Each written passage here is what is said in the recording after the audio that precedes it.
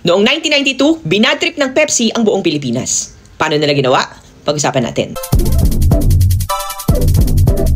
Alam mo ba na dahil lang sa isang number, si Pepsi ang naging dahilan ng riot, demandahan, at may mga namatay pa.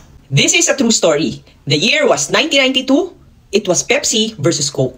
Talagang matindi ang kompetisyon nilang dalawa noon pa. At para maungusan si Coke, gumawa si Pepsi ng isang promo.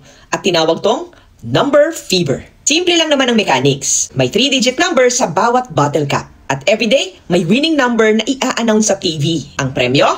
1 million pesos. Nung araw, sobrang laking pera na nito. Ang resulta, buong bansa ang na-excite. Bata, matanda, kapitbahay, lahat nangolekta ng Pepsi. Lahat bumibili ng Pepsi at lahat nangongolekta ng bottle caps o tansan. Ang ibang Pilipino nag-uukay pa sa basurahan para lang makakuha ng tansan. Ang resulta, lumipad ang sales ng Pepsi. From $10 million, naging $14 million to. It was a perfect marketing strategy. Until May 25, 1992. Nang araw na to, in-announce ang panalong number. Number 349. Ang problema, non-winning number dapat ang 349. Kamali sila sa printing dahil may over 600,000 bottle caps na 349 ang nakaprint. This number was printed all over the Philippines. Sumunod na dito, na libo-libong Pilipino ang nag-akalang instant millionaire na sila. Sabay-sabay silang nagpunta sa Pepsi plant para i-claim ang 1 million pesos. Pero ang plot twist, ayaw magbayad ng Pepsi. Ang inoffer lang nila ay 500 pesos kada winner. Sa hirap ng buhay noon, it was an ultimate betrayal para sa mga Pilipino. Nagalit ang mga tao, nagrayot sa kalsada, may mga truck ng Pepsi na sinunog. Naging isang malaking gulo to.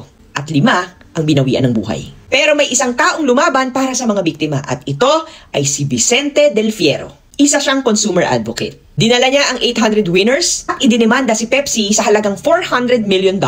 Lumipad siya ng Amerika para hanapin ang headquarters ng Pepsi.